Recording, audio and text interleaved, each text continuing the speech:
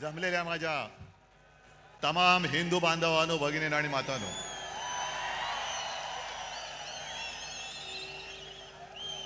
आपल्या परंपरेप्रमाणे सर्वांना दसऱ्याच्या पहिल्या प्रथम मी शुभेच्छा देतो. विजयादशमीच्या शुभेच्छा. आणि किती वेळा मी बोलायचं की अशी जीवाला जीव देणारी माणसं हेच खरं आयुष्यामधलं सोनं असतं. आणि म्हणूनच अनेक पक्षांचं आपल्या शिवसेना फोडण्याकडे लक्ष आहे.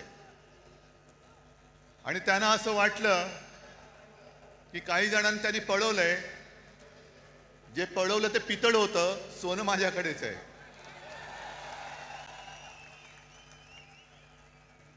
आता घरून येताना मी आजूबाजूला पाहत होतो, वाघाचं कातडं पांघरलेल्या लांडग्याची गोष्ट आपल्याला माहिती आहे, पण बाळासाहेबांची भगवी शाल पांघरणाऱ्या गाढवाचं चित्र मी आज पहिल्यांदा पाहिलं. गाढवावरती किती शाली टाका, गाढव ते गाढवच. आणि जसं आता संजय राऊत यांनी उल्लेख केला, अमित शहांचा जोड्याचा भार वाहणारे गाढव. जाऊ द्या, त्यांचे त्यांना जोडे लाख लाभोत. जनता पण मारणार एक दिवस, तो दिवस पण काही लांब नाहीये. आज मुद्दामून ही सभा हा मेळावा अनेक जण सांगत होते की कसा घेणार.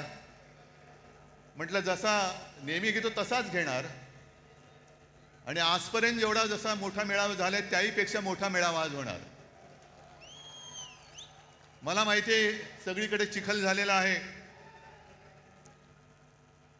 याचं कारण कमळाबाई. आता तुम्ही म्हणाल पावसाचा आणि कमळाबाईचा काय संबंध. पण कमळाबाईच्या कारभाराने कमळाबाईंनी स्वतःची कमळं फुलवून घेतलेत, पण जनतेच्या आयुष्याचा चिखल करून टाकलेला आहे. आणि अंबादास, तुम्ही शेतकऱ्यांचा विषय पूर्ण मांडलात. जी हालत शेतकऱ्यांची झाले त्याची थोडीशी चुणूक आपल्याला येईल या पावसात भिजताना आणि चिखलात बसल्यावरती. घरादाराचं संपूर्णपणे चिखल झालेला आहे त्यांच्या. शेतकऱ्याची शेतजमीन तर वाहून गेलीच, पण घरादारामध्ये सुद्धा चिखल घुसलेला आहे. राहायचं कुठे. शेतकरी जो आपल्याला अन्नधान्य देतो, 2 घास देतो, तो शेतकरी आज विचारतोय की आम्ही खायचं काय. ही अशी परिस्थिती यापूर्वी कधी आलेली नव्हती. हे एवढं मोठं संकट. आजपर्यंत मराठवाडा हा अवर्षणग्रस्त होता, आता तिकडे अतिवृष्टी झालेली आहे. अतिवृष्टी म्हणजे आपत्तीग्रस्त. आणि मी तुम्हाला सगळ्यांना आवाहन करतोय, सर्व शिवसैनिकांना आवाहन करतोय, हे संकट फार मोठं आहे. जसं लिंबाळा दाऊला भूकंप झाला होता आणि शिवसेनेने एक गाव आपण दत्तक घेतलं होतं. राऊते साहेब तुम्ही होतात, खैरे साहेब होते. आपण अर्थात आपल्याकडे सरकार नाहीये, पण जी काय करता येईल ती फुलाची पाकळी ही मराठवाड्याच्या शेतकऱ्यासाठी आणि उद्ध्वस्त झालेल्या नागरिकांसाठी देऊ. अगदी मोठी बाग जरी नाही तरी काही जणांच्या आयुष्यात एखादं फुल जरी आपण फुलवू शकलो तरी मी म्हणेन आपल्या आयुष्याचं सार्थक झालं. हे करायला पाहिजे. कारण आजचे जे मुख्यमंत्री आहेत, मी काल मुद्दामून प्रेस कॉन्फरन्स घेतली. माणसं कशी बदलतात बघा. आपलं राज्य होतं तेव्हा हेच बोंबलत फिरत होते, ओला दुष्काळ जाहीर करा. आणि आता ते मुख्यमंत्री झाल्यानंतर बोलतायत की ओला दुष्काळी संज्ञाच नाहीये. नसेल, पण जनता संकटात आहे. खड्ड्यात घाला तुमच्या संज्ञा, पण त्यांना पहिली मदत द्या. मी कालही बोललोय, आधीही बोललोय, आजही परत बोलतोय की सगळे निकष बाजूला ठेवा आणि ज्यांचं नुकसान झाले त्या शेतकऱ्यांना हेक्टरी 50,000 रुपये मदत ही केलीच पाहिजे. ज्याप्रमाणे आपलं सरकार होतं तेव्हा मी कोणी न मागता, कोणताही निकष न लावता शेतकऱ्यांची कर्जमुक्ती केली होती. काय निकष होते तेव्हा. पण माझं कर्तव्य म्हणून मी ते केलं होतं आणि निवडणुकीच्या तोंडावरती नाही तर एकमेव माझं अधिवेशन जे झालं होतं मुख्यमंत्री म्हणून नागपूरला, त्या पहिल्या नागपूरच्या अधिवेशनात मी कर्जमुक्ती जाहीर केली आणि कालबद्ध स्वरूपात ती पूर्ण करून दाखवली होती. तशी तुम्ही कर्जमुक्ती करा. अजून यांची 2017 साली जाहीर केलेली कर्जमुक्ती अजून होते. अजून शेतकरी प्रतीक्षेत आहेत, लाभ कधी मिळणार. ते पण गेलं पाण्यात सोडून. पण 2017 ची कर्जमुक्ती अजून होत नाहीये. आणि आपण कर्जमुक्त केलं होतं शेतकऱ्याला. दरम्यान कोरोनाचं संकट आलं आणि एक गोष्ट थोडीशी राहिली होती, ज्याची सुरुवात केली होती की जो नियमित कर्ज परतफेड करतो त्याला 50,000 रुपये प्रोत्साहनपर राशी म्हणून आपण त्याला द्यायला सुरुवात केली होती. आपण सुरुवात केली आणि या गद्दारांनी त्यांच्या राशी पळवल्या आणि निघून गेले सुरत गुवाहाटीला. म्हणून ते अर्धवट राहिलं. पण आज आपला हा दसरा मेळावा होतोय. आणखीन 2-4 दसरा मेळावे झालेत. बाकीच्यांबद्दल मला काही बोलायचं नाहीये. पण विशेषतः संघाचा जो दसरा मेळावा झाला, त्या संघाच्या दसरा मेळाव्याबद्दल मी जरूर बोलणार आहे. कारण 100 वर्ष ही काही थोडी थोडीची वर्ष नाहीये. आज काय योगायोग आहे कल्पना नाही मला. पण संघाची 100 वर्ष पूर्ण होत आहेत आणि नेमकी गांधी जयंती आहे. हा काय योगायोग म्हणायचं की काय मला कळत नाही. पण जशी संघाला 100 वर्ष होत आहेत, तसेच आज एक ज्येष्ठ स्वातंत्र्य सेनानी म्हणा, समाजसेवक म्हणा, जी पारेख यांचं दुर्दैवी निधन झाले. त्यांना सुद्धा मी आपल्या सर्वांच्या वतीने एक आदरांजली आणि श्रद्धांजली वाहतो. कारण अशी लढणारी माणसं आता कमी होत चाललेली आहे.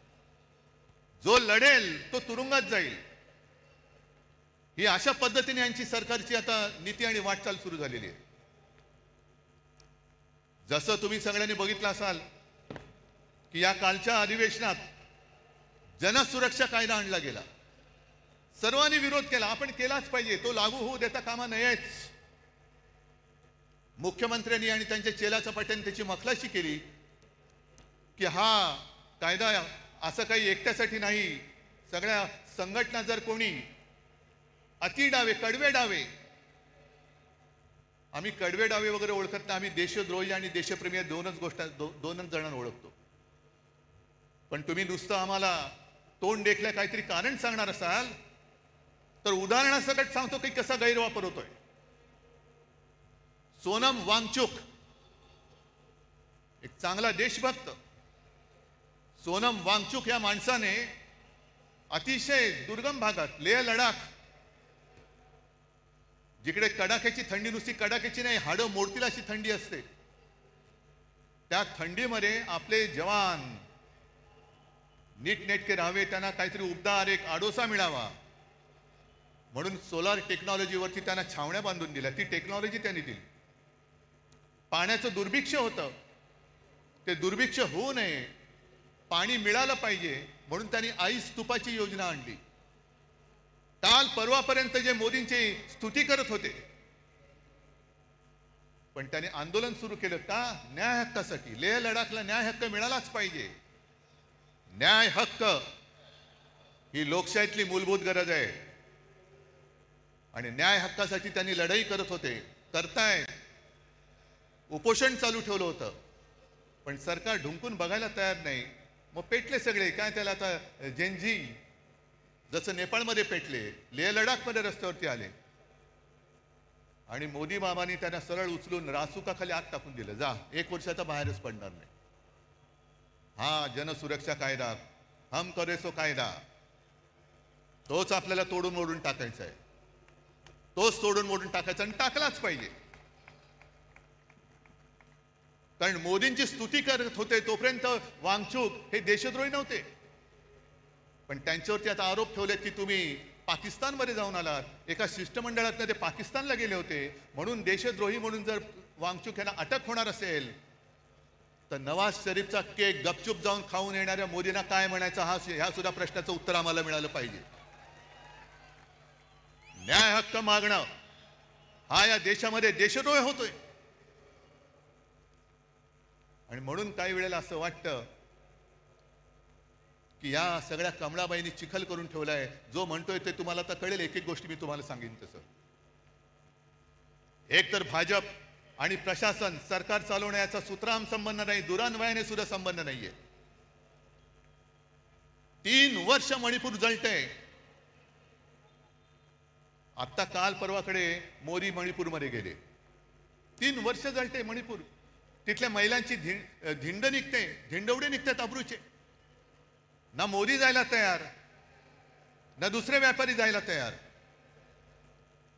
पण एवढं करून मोदी गेले. आम्हाला असं वाटलं की मोदी काहीतरी तोडगा काढतील, ज्यांच्यावरती अत्याचार झाले त्यांना काहीतरी सांत्वन करतील. पण गेल्यानंतर त्यांचं भाषण आलं होतं. हसायचं की रडायचं. मणिपूरमध्ये गेल्यानंतर मोदीजीने भाषण केलं. मणिपूर के नाम में ही मणी है. ते तिकडे जाऊन कशाला बघायला पाहिजे? आम्हाला इथेही कळतं. म्हणून मराठी सक्तीची पाहिजे. मणिपूरमध्ये जाऊन तुम्हाला मणिपूरमधला मणी दिसला, पण मणिपूरच्या जनतेच्या डोळ्यातलं पाणी नाही दिसलं. तिथली जनता रडते, तिथली जनता आक्रोश करते. पण आमचे पंतप्रधान तिकडे जाऊन मणिपूर के नाम में ही मणी आहे. कशाला जाता मग तिकडे? ही जी यांची सगळी जी वृत्ती आहे, मला असं वाटतं काही वेळेला विचार केल्यानंतर की भाजप म्हणजे आता अमिबा झालेला आहे. अमिबा म्हणजे तो एक पेशीय प्राणी असतो, काय जीव असतो. तो सगळ्यांना शाळेमध्ये होता. अमिबा वाटेल तसा वेडावाकडा कसाही पसरतो. जिकडे लागेल तिकडे युती करतो. झालं काम की इकडचा हात काढला तिकडे हात करतो, तिकडचा. पण एक पेशी मीच. शरीरात गेलं तर पोट बिघडतं. तसे समाजात घुसले तर शांती नाहीशी होते. म्हणून मी त्यांना अमिबा म्हणतोय. म्हणून अभिमा म्हणतोय. आणि आमचे जे मुख्यमंत्री आहेत, हे मुख्यमंत्री आम्हाला शिकवत आहेत. म्हणून मी बातमी घेऊन आलोय. इंडिया टुडेने सर्वे केलाय. तुमच्यापर्यंत आलाय? इंडिया टुडेने एक सर्वे केला की most popular CM across India. आता गेल्या 2-3 महिन्यातला सर्वे आहे. म्हणून मी त्याचं कागदच घेऊन आलेलो आहे. आपल्या वेळेला पहिल्या 5 मध्ये महाराष्ट्राचा मुख्यमंत्री येत होता. माझं कर्तृत्व नव्हतं, हे तुमचं सहाय्य होतं. महाराष्ट्राच्या जनतेचं कौतुक होतं, ते माझं नव्हतं. पण आज जो हा सर्वे झालेला आहे, आलेला आहे, त्याच्यामध्ये सगळ्यात पॉप्युलर उत्तर प्रदेशचे मुख्यमंत्री योगी, नंबर 1, 2 ममता, 3 चंद्रबाबू, 4 नितीश कुमार, त्याच्यानंतर स्टॅलिन, नंतर काय ते पिनारवी विजयन, मग रेवंता रेड्डी, मोहन यादव, हेमंता विश्वकर्मा शर्मा आणि 10व्या ह्याच्यावरती आमचे मुख्यमंत्री देवेंद्र फडणवीस. नशीब 10वे नाही तर फडणवीस म्हणून 20वे आले असते. येणार कसे? सगळी बजवचपुरी करून ठेवलेली आहे. काय केलं काय तुम्ही आजपर्यंत? आज सुद्धा बातमी आली की कुठल्या एका अधिकाऱ्याच्या ऑफिसमध्ये धाड टाकली. अधिकाऱ्याला पकडला रंगेहात. वसई विरारच्या महापालिकेच्या आयुक्ताला पकडलं होतं. अधिकारी पकडले जात आहेत. पण मंत्री राजरोस बॅगा उघड्या टाकून खोलीमध्ये बिनधास्त बसलेले आहेत. त्यांना यांना हात लावायची हिंमत होत नाहीये. मंत्र्यांच्या नावाने दारूचे परवाने दिले जात आहेत. आईच्या नावाने, पत्नीच्या नावाने डान्स बार काढले जात आहेत. पुरावे सादर केले, विधिमंडळात सादर केले, तरी सुद्धा देवेंद्र फडणवीस त्या मंत्र्यांना समज देऊन सोडून देत आहेत. हे बरं नाही. पुढच्या वेळेला पुरावा दिसता कामा नये. हे तुमचं राज्य, हा तुमचा कारभार. आणि म्हणून मला RSS मोहन भागवत यांना विचारायचे काही प्रश्न. हे मी प्रश्न लिहून आणलेले, पण आता याचे कागद ओले झालेत आहेत तरी. कारण आता निवडणुका येत आहेत. मुंबई महापालिकेची निवडणूक आहे. निवडणूक तुम्ही लावाच, जनता वाटच बघते. आज येताना सुद्धा मुंबईच्या रस्त्याची झालेली चाळण हे सगळेजण बघतायत. अख्खी मुंबई भोगते. जरा कुठे पाऊस झाल्यानंतर तुंबणारी मुंबई तुम्ही ते मेट्रो आणि मोनो चालू ठेवण्याच्या ऐवजी मुंबईमध्ये आता बोट सेवा सुरू करा. मेट्रोचं स्टेशन तुंबतंय, मोनोरेल लटकते, खड्डे पडतायत, ट्रॅफिक वाढतोय आणि हे आपले महापालिकेत भाजपचा महापौर झालाच पाहिजे म्हणून बोंबलून हे पुन्हा दिल्लीला जातात अमित शहा. आणि मग जसजशा निवडणुका जवळ येत आहेत तसतसे आता भाजपवाले यांना दुसरा उद्योग नाही, हे पुन्हा हिंदू मुस्लिम करायला लागलेले आहेत. असतील इकडे सुद्धा मुसलमान आले असतील, येऊ द्यात. कारण शिवसेना प्रमुखांनी सांगितलेलं आहे या देशामध्ये धर्म कोणताही असू शकतो, आम्ही हिंदू आहोत. कोणी मुसलमान आहेत, कोणी ख्रिश्चन आहेत. धर्म कोणाचा कोणताही असला तरी राष्ट्र धर्म हा एकच असला पाहिजे, तो म्हणजे आपला हिंदुस्थान. धर्म आपल्या घरामध्ये ठेवा, पण घराच्या बाहेर जेव्हा आम्ही पडतो तेव्हा आमचा देश हाच माझा धर्म, ही शिवसेना प्रमुखांची शिकवण आहे.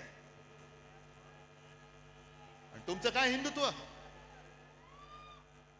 म्हणून मला मोहन भागवतांना विचारायचंय, आणि जे भाजपवाले आमच्या अंगावरती येत आहेत की ह्यानी मुंबई जिंकले तर खान महापौर होईल. अरे तुम्ही मुंबई जिंकू शकत नाही तर त्या अदानीच्या चरणावरती मुंबई तुम्ही समर्पयामी करून देऊन टाकाल. जानवं घालाल, शेंडी ठेवाल आणि अदानी नाम समर्पयामी. ही काय व्यापारी म्हणून तुम्ही इकडे मुंबईकडे बघताय, आम्ही आमचा जीव म्हणून मुंबईकडे बघतो आहोत. आणि आम्हाला जर का हिंदुत्व शिकवण्याचा प्रयत्न करत असाल तर पहिला आम्ही भाजपला परत सांगतो, तुमच्या फडक्यावरचा हिरवा रंग काढून टाका आणि मग आमच्याशी हिंदुत्वाच्या गप्पा करा. पहिलं ते तुमचं फडकं आहे, फडकच आहे, तो भगवा असूच शकत नाही. कारण भगवा हा शिवसेनेच्या हातामध्ये आहे, शिवसैनिकाच्या हातामध्ये आहे. तुमच्या फडक्यावरचा हिरवा काढा आणि मग आमच्या अंगावरती या. आणि मग 100 वर्ष झाल्यानंतर मोहन भागवतांना मी सांगतोय की भागवत साहेब, हे तुमचे चेले चपाटे आहोत. 100 वर्ष झाल्यानंतर तुम्हाला समाधान आहे का की ज्या कामासाठी 100 वर्ष संघाने मेहनत केली आणि त्या मेहनतीला आज लागलेली ही विषारी फळं, ही फळं बघितल्यानंतर तुमचं समाधान होतंय का? तुम्हाला आनंद मिळतोय का की याजसाठी केला होता अट्टहास, ही विचारी सगळी फळं त्या झाडाला लागलेत? आणि मला असं वाटतं की कदाचित भागवत साहेबांना सांगता येत नसेल, पण RSSचा हेतू ब्रह्मदेवाचा बाप होण्याचा असेल. पण ब्रह्मदेव नाही झाला, ब्रह्म राक्षस झालेला आहे. आणि मुद्दामून तुम्हाला सांगतो, मी ब्रह्म राक्षस हा शब्द जाणीवपूर्वक वापरतो आहे. सगळ्यांनी घरी जाताना गुगलवरती ब्रह्म राक्षस या शब्दाचा अर्थ बघा. आमच्या अंगावरती हिंदुत्व म्हणून येताना मोहन भागवतांनी जे सांगितले, गेले काही वर्षातली त्यांची वाक्य आहेत. मुस्लिमों को लेकर RSS चीफ मोहन भागवत की बैठक में लिया गया बड़ा निर्णय, अब घर घर पहुंचेगी टीम. RSS प्रमुख मोहन भागवत ने दिल्ली में मुस्लिम धर्मगुरुओं के साथ बैठक की, जिसका उद्देश्य हिंदू और मुसलमानों के बीच की दूरी को कम करना है. पिछले 3 वर्षों से भागवत इस दिशा में सक्रिय है, मदरसों का दौरा कर रहे हैं और मुस्लिम नेताओं से मिल रहे हैं. हे जे वेंबीच्या देठापासून ओरडणारे भाजपडे आहेत त्यांना विचारतोय, मोहन भागवतांनी हिंदुत्व सोडले बोलण्याची हिंमत आहे का तुमची? आहे हिंमत? आणि हे एवढ्या पुरतं थांबलेलं नाहीये. या बातम्या ज्या आहेत, 2022 ची बातमी एक आहे की मोहन भागवत यांनी मशिदीला भेट दिल्यानंतर त्यांचे मुसलमानांचे जे सर्वोच्च नेते आहेत उमर अहमद इलियासी यांनी त्यांचा राष्ट्रपिता म्हणून उल्लेख केला. हिंदुस्थान मधल्या मुसलमानांच्या सर्वोच्च नेत्याने मोहन भागवतांचा राष्ट्रपिता म्हणून उल्लेख केला. जा भाजपड्यांना विचारा त्यांना जाऊन की हिंदुस्थानचे राष्ट्रपिता म्हणालेत का पाकिस्तानचे राष्ट्रपिता त्यांना म्हणालेत? आमच्या अंगावरती येतं. अरे तुम्हाला लाज लज्जा शरम काय आहे की नाही? एक तर काहीतरी ठरवा. आम्ही जे बोललो ते एवढ्यासाठी बोललो ना, आकार ना उकार ना ध्येय ना धोरण, कसाही वावरतोय, कसाही वाढतोय, कसाही पसरतोय.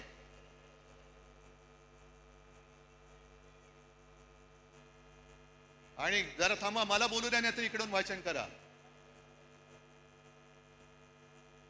हे एवढ्यापुरतं थांबत नाहीये. मोहन भागवत बोललेले आहेत की या देशामध्ये राहतो तो प्रत्येक जण हिंदू आहे. मग हे तुमचे जे चेले चपाटे करतायत हिंदू मुस्लिम, आम्ही जे सांगतोय परत मी त्याच्यावर ठाम आहे की हा देश जो स्वतःचा मानतो तो आमचा आहे. त्या सोफिया कुरेशी ज्यांना हे भाजपवाले पाकिस्तान्यांची आणि अतिरेक्यांची बहीण बोलले होते, ती सोफिया कुरेशी आमची सगळ्यांची बहीण आहे. हे आमचं हिंदुत्व आहे. पण काहीतरी एक दिशा ठरवा, काहीतरी एक कुठे जायचं ते ठरवा. कारण एका बाजूला तुम्ही सोफिया कुरेशीला पाकिस्तानांची बहीण म्हणताय, अतिरेक्यांची बहीण म्हणताय, दुसऱ्या बाजूला बिल्किश बानोवरती अत्याचार करणाऱ्यांची तुम्ही स्वागत करून मिरवणूक काढताय.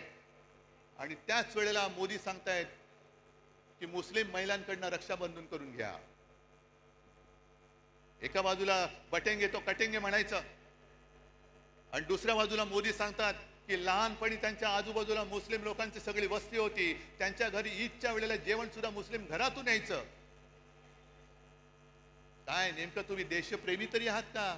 नक्की तुम्ही हिंदू तरी आहात का? जा स्वतःच तपासून घ्या. हिंदू म्हणून काय असतं ते आहे की नाही नीट बघून या. आणि देशप्रेम तुम्ही आम्हाला शिकवताय. काल परवाकडे झालेली जी क्रिकेट मॅच एशिया कप, तो जिंकल्यानंतर जो माणूस क्रिकेटची तुलना युद्धाबरोबर करतो तो माणूस बेशरम आहे. क्रिकेट आणि पाकिस्तान बरोबर कशाला थोतांड केली तुम्ही? ऑपरेशन सिंदूर तुम्हीच आम्हाला सांगितलं ना की पेहलगाम मध्ये धर्म बघून धर्म विचारून गोळ्या घातल्या. हिंदू आहे घाल गोळी, हिंदू आहे घाल गोळी. एक तर तुमचं सरकार तिकडे 10 वर्ष बसले, तुमच्या देशामध्ये हिंदू सुरक्षित नाहीये. या देशामध्ये हिंदू धर्म विचारून गोळ्या घालणाऱ्या अतिरेक्यांच्या देशाबरोबर तुम्ही क्रिकेट खेळता. म्हणजे बाप देशप्रेमाचं नाटक करतो, ढोंग करतो आणि पोरगा क्रिकेट खेळतो. ही तुमची घराणेशाही. एका बाजूला तुमची नाचलेली कुजलेली सडकी ढोंगी घराणेशाही आणि दुसऱ्या बाजूला आमच्या ठाकरेंची घराण्याची परंपरा, ठाकरेंची घराणेशाही, ज्याचा मला अभिमान आहे. कशाला घराणेशाही बद्दल बोलता? आणि म्हणूनच तुम्ही किती जरी प्रयत्न केले तरी ही तुफान गर्दी, पाऊस पडतोय. आम्ही खुर्च्या बुडाखाली घेऊन बसणारी माणसं नाहीयेत. इकडे तर बघा, खुर्ची असली काय नसली काय, खुर्ची आम्ही घेतो डोक्यावरती.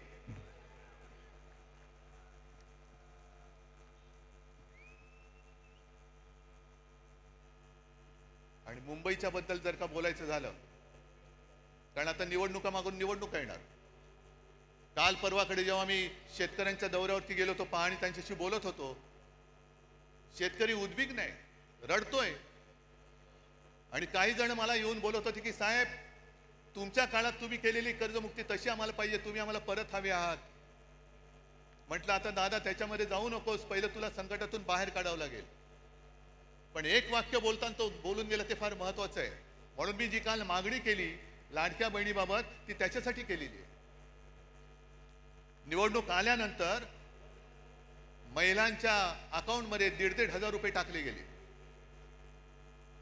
आणि ही गोष्ट काही प्रमाणात आपण मान्य केली पाहिजे की महिला थोड्याशा नाही म्हटलं तरी जिकडे खायला अन्न नाही तिकडे 1,500 रुपये मिळत असतील आणि घरापुरते 1-2 रात्री मुलाबाळांना काहीतरी खाऊ देऊ शकत असेल तर महिला थोड्याशा नाही म्हटलं तरी अरे हे बरं चाललंय. पण तो शेतकरी बोलला की साहेब, ही भाजपची औलाद आहे ना, ही आता पगारी मतदार तयार करते, पगारी मतदार.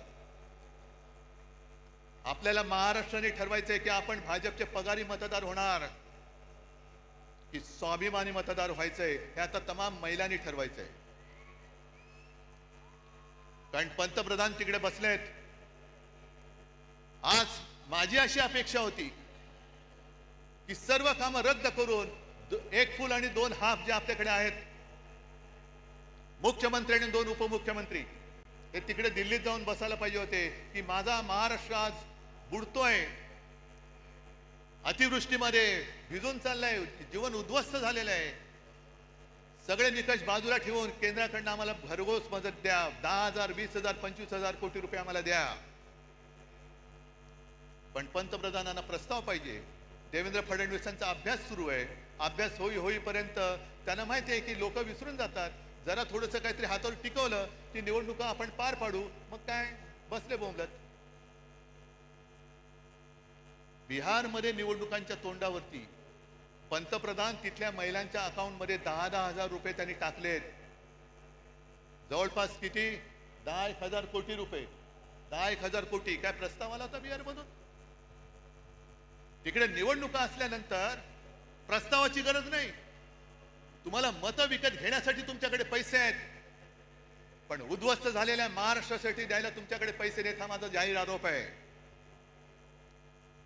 गेल्या निवडणुकीत सुद्धा मोदी तिकडे गेले होते आणि लिलाव केला. बिहार के लिए मैं पैकेज देना चाहता हूं, कितना दे दूं? 50,000 दे दूं कि 70,000? 70,000 दे दूं कि 90,000? आणि करत करत करत 1.25 लाख कोटी रुपये त्यांनी तिकडे जाहीर करून टाकले होते. 1.25 लाख कोटी मिळाले की नाही मिळाले बिहारच्या जनतेला माहिती. म्हणजे तुमच्याकडे पैसे आहेत, पण तुम्हाला महाराष्ट्राला, तुम्ही महाराष्ट्रावरती अन्याय करताय. अन्याय तुमच्या मनामध्ये आहे. महाराष्ट्रावरती सूड घ्यायचंय तुम्हाला. हे जे राजकारण चाललेलं आहे, म्हणून मी जे काय म्हटलं की भाजप आणि सरकार यांचा सुतराम संबंध नाहीये. सुतराम संबंध नाहीये. याला प्रत्येक गोष्टीमध्ये महोत्सव साजरे करायचे. बचत महोत्सव, बचतोत्सव. जीएसटी कमी केला, लावला कोणी होता? नेहरूने लावला होता. नेहरूने लावला होता का जीएसटी? मग गेले 8 वर्ष तुम्ही लुटलात संपूर्ण देशाला. 125 लाख कोटी रुपये तुम्ही तिकडे खिशात घालून बसलात. म्हणजे मला तो राजेश खन्नाचा पिक्चर आठवला. कुठला तो आज का एमएलए का काहीतरी पिक्चर आहे. त्याच्याकडे काही हॉटेलवाले येतात आणि सांगतात की अमुक एका पदार्थाची किंमत वाढवायची. ते सगळे म्हणतात अहो किंमत वाढवली तर लोक बोंबलतील. तुले कितना चाहते हो? नहीं दुगना करना चाहता हूं. नहीं ठीक है आप तिगना कर दो, तिप्पट करा. सगळे आजूबाजू सांगतात तो तिप्पट काय लोक रस्त्यावरती उतरतील. आपण राजेश खन्ना मुख्यमंत्री असतो सांगू उतरने दो. लोग रस्ते पे उतरेंगे, आंदोलन करेंगे, तोडफोड होईल. मग लोक माझ्याकडे येतील. मग मी हॉटेलवाल्यांना बोलवीन आणि त्यांना सांगेन तिप्पट नाही तुम्ही दुप्पट करा. त्यांचंही काम झालं आणि आपलंही काम झालं. या पद्धतीने तुम्ही सरकार चालवताय. आणि मुंबई महापालिकेची निवडणूक जी मी बोलत होतो ती होऊनच द्या. मुंबई महापालिका सुद्धा यांनी कशी गहाण टाकलेली आहे. एक तर तुमचा ज्याच्याशी संबंध नाही ती सगळी कामं स्वतःकडे, स्वतःवरती त्याचं श्रेय घेत आहे. बीडीडी चाळ आम्ही केली. कुठे केली? बीडीडी चाळीचं भूमिपूजन मी केलं होतं. सोबत शरद पवार होते आणि आदित्यनी तिथे आणि त्याच्याबरोबर जितेंद्र आव्हाडांनी मेहनत केलेली आहे. मुंबईचा कोस्टल रोड आम्ही केला. अरे लोक माहिती आहे ना लोकांना स्वप्न कोणाचं आणि पूर्ण कोणी केलं. आणि आज सुद्धा त्यांनी एक गोष्ट केली जी गोष्ट आदित्य इतके वर्ष बोलत होता की मुंबई हे न झोपणारं शहर आहे. दिवसा जे ऑफिसमध्ये जातात त्यांना दिवसा जेवणाची आणि खाण्याची, पिण्याची म्हणजे पाणी पिण्याची नाही सोय असते, तर रात्री काम करणाऱ्यांनी का असू नये. तेव्हा भाजपवाल्यांनी जो काय नंगा नाच केला होता, संस्कृती, नाईट लाईफ. नाईट लाईफ म्हणजे तुम्ही मकावला जाऊन नाईट लाईफ वाले, तसं नाईट लाईफ नाही. कळलं ना? हा, हे मकावला जाऊन यांचं नाईट लाईफ फुलणार आणि आम्हाला इकडे शिकवणार साधन सुचिता. आज जे आपण बोलत होतो तेच त्यांनी केले. रात्री सुद्धा आम्ही पब आणि बारची मागणी करतच नव्हतो. उलटा आमचं म्हणणं आहे बार रद्दच करा. जे तुमचे मंत्री चालवत आहेत त्यांना पहिल्या मंत्रिमंडळातून काढा, ही आमची मागणी आहे. पण सगळं श्रेय आपल्याकडे घ्यायचं आणि दुष्ण तुमच्याकडे द्यायची. मुंबई महापालिका सुद्धा आज जवळपास 2.25 लाख कोटीच्या तुटीमध्ये आणि खड्ड्यामध्ये टाकलेली आहे. सहन करायचं आपण, बघत बसायचं आपण. आणि निवडणूक घेऊ शकतील असं मला वाटत नाही, कारण लोकप्रतिनिधी ज्या दिवशी सभागृहात जातील त्या दिवशी यांनी 3 वर्षात खाल्लेली सगळी मुंबईची तिजोरी ही जनतेसमोर येईल. आम्ही आणणार, व्हाईट पेपर पहिला काढणार, त्याच्यावरती व्हाईट पेपर काढणार आहे. बोलण्यासारख्या बऱ्याच गोष्टी आहेत, मला हरकत नाहीये, पण तुम्ही तरी किती वेळ भिजणार?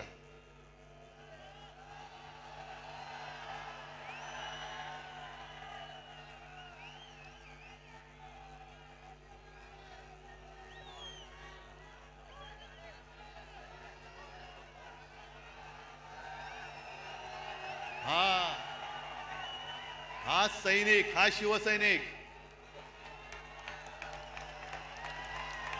हा खरा शिवसैनिक. नाही राहू द्या, तुम्ही कितीही जल्लोषात असला तरी मला थोडं भान ठेवून बोलायला पाहिजे.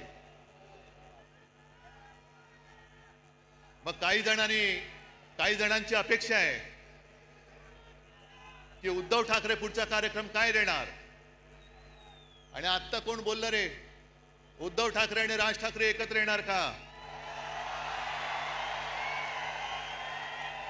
अरे मग 5 जुलैला काय केलं होतं आम्ही? आणि तेव्हा मी बोललेलो आहे, आम्ही एकत्र आलोय ते एकत्र राहण्यासाठी. जिथे माझ्या मातृभाषेचा घात होत असेल तिथे मी मराठी माणसामध्ये फूट पडू देणार नाही. आणि मराठीवरती हिंदीची सक्ती मी आज जाहीरपणाने परत सांगतोय, आमचा हिंदीला विरोध नाही, पण आमच्यावरती सक्ती करायची नाही, हे सुद्धा तेवढंच महत्वाचं आहे. जी भाषावर प्रांतरचना झाली त्या प्रांतरचनेप्रमाणे प्रत्येक भाषेला एक प्रांत मिळाला. मग गुजराती लोकांना गुजरात मिळालं, बंगाली लोकांना बंगाल मिळालं, कानडी लोकांना कर्नाटक मिळाला, तमिळ सगळंच मिळालं, राजस्थान असेल, मध्य प्रदेश असेल, झारखंड असेल. तसा मराठी भाषेला महाराष्ट्र मिळाला. भाषावर प्रांतरचना झाल्यानंतर प्रत्येक राज्याला राज्याचं सरकार मिळालं, राज्याची राजधानी मिळाली. पण महाराष्ट्राला महाराष्ट्राची राजधानी मिळाली नव्हती. ती मुंबई, मराठी माणसांनी रक्त सांडून मिळवलेली मुंबई, ही जर का या व्यापाऱ्यांच्या खिशात जात असेल तर खिसा फाडून आम्ही मुंबई राखल्याशिवाय राहणार नाही. त्याच्यामुळे या ज्या काही कंड्या पिकवल्या जात आहेत, दसरा मेळाव्यात राज ठाकरे येणार का, उद्धव ठाकरे जाणार का, त्या सगळ्या मराठी द्वेष्ट्यांना सांगतोय की तुम्ही आमच्या मराठीला हात लावून बघा, हिम्मत असेल तर हात लावून बघा, हात जागेवर ठेवणार नाही. आमचं कोणाशी भांडण नाहीये. काय किती आतापर्यंत मारामाऱ्या झाल्या, आमच्या अंगावरती येऊ नका. जे शिवसेना प्रमुखांनी शिकवलंय, एक तर कोणाच्या अंगावर जायचं नाही, पण कोणी अंगावर हात उचलला तर तो हात जागेवर ठेवायचा नाही. आणि तीच शिकवण घेऊन आम्ही पुढे चाललेलो आहोत. आम्हाला कोणाचं उणं-दोणं काढायचं नाहीये. पण विशेषतः मी 2 महत्वाच्या गोष्टी ज्या तुम्हाला सांगितल्या, एक म्हणजे भारतीय जनता पक्षाला मी आज इशारा देतोय की हिंदुत्वावरनं आमच्या अंगावरती येऊ नका. तुमच्या सगळ्या टोप्या घातलेले फोटो मी त्याचं प्रदर्शन लावल्याशिवाय राहणार नाही. एक काहीतरी मोदीजींना विचारा, मोहन भागवतजींना विचारा की हे तुम्ही करताय हे या दिशेने जायचे काय थोतांड आहे. आणि आम्हाला प्रश्न विचारण्याच्या आधी तुम्ही तुमच्या नेत्यांना प्रश्न विचारा की ती पटेंगे तो कटेंगे कधी करायचं आणि राखी कधी बांधायची. एका राज्यामध्ये गोवंश हत्या बंदी, म्हणजे मी पूर्वी बोललोय, याच दसरा मेळाव्यात बोललेलो आहे की महाराष्ट्रामध्ये गोमाता आणि बाजूला जाऊन खाता, हे तुमचं हिंदुत्व. आणि 2-3 वर्षापूर्वी त्या उत्तरेमधल्याच राज्यामध्ये तो आर्यन मिश्रा नावाचा एक पोरगा, 22-23 वर्षाचा पोरगा मित्रांबरोबर चालला होता रात्री, त्याचा पाठलाग करून त्या बोगस तथाकथित गोरक्षकांनी त्याला भर रस्त्यात गोळ्या घालून मारला. त्याने शिक्षा झाली की नाही कोणालाच माहिती नाहीये. पण तुम्ही माणसं मारताय संशयावरनं. गोमांसाची तस्करी करतोय म्हणून तिकडे मारायचं आणि इकडे गोमांस जाऊन खायचं, ही कुठली पद्धत आहे तुमची?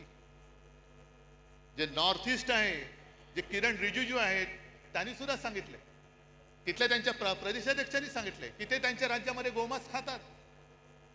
मग ते तुमच्या पक्षात अजून कसे ठेवले? त्यांना काना लात मारून घालून टाकत. त्याच्यामुळे एकदा काय ती व्याख्या ठरवा, चौकट ठरवा. पण तुम्ही हिंदुत्वाचं ढोंग आणि देशभक्तीचं सोम हे आता सोडा. मी भाजपला प्रेमाने सांगतोय, प्रत्येक वेळेला काय आग पाखड करण्याची गरज आहे अशातला भाग नाही. एक तर नशिबाने तुम्हाला संधी मिळालेली आहे, त्या संधीचं सोनं करा. हा आता सगळा चिखल केला ना, तो चिखल करू नका. कारण ही संधी फार मोठी आहे, ही कोणाला मिळत नाही अशी संधी. आणि त्यावेळेला म्हणजे जनता पार्टीच्या वेळेला शिवसेना प्रमुखांनी काढलेले कार्टून मला आठवते. कारण इंदिरा गांधींनी आणीबाणी लादली होती, अनेक जण तुरुंगात गेले होते. काही जणांनी तुरुंगात जाऊन इंदिरा गांधींनी पत्र सुद्धा लिहिली होती की आता आम्ही तसं करणार नाही, आमची पूर्ण संघटना ही तुम्ही म्हणाल तसं आम्ही देशसेवेला वाहून टाकू. हे कोण म्हणाले? जर का सिनियर लोकांना विचारलं, ते पुस्तक आहे माझ्याकडे, ते पत्र पण आहे माझ्याकडे. आणि त्याच्यानंतरच्या निवडणुकीमध्ये देशाने इंदिराजींचा पराभव केला होता.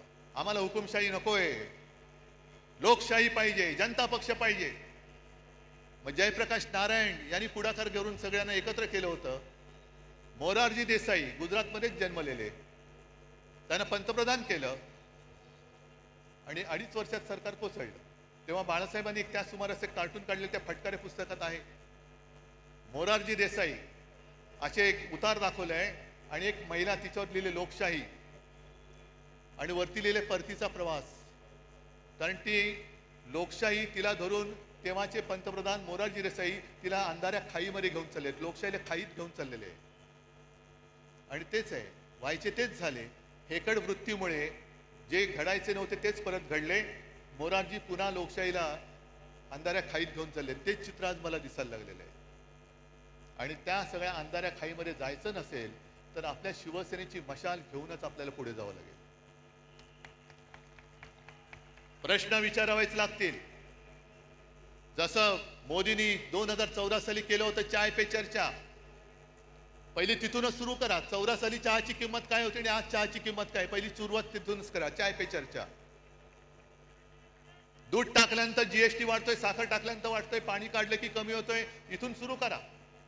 आणि प्रत्येक टपरीवरती बसून भ्रष्टाचार पे चर्चा सुरू करा. भ्रष्टाचार, यांनी केलेला भ्रष्टाचार. आणि आज महाराष्ट्र सरकारला मी इशारा देतोय की शेतकऱ्याची कर्जमुक्ती लवकर करा. शेतकऱ्याला 50,000 रुपये हेक्टरी लवकर जाहीर करा, नाहीतर मराठवाड्यामध्ये आम्ही रस्त्यावरती उतरल्याशिवाय राहणार नाही. राज्यभर आम्ही आंदोलन करू.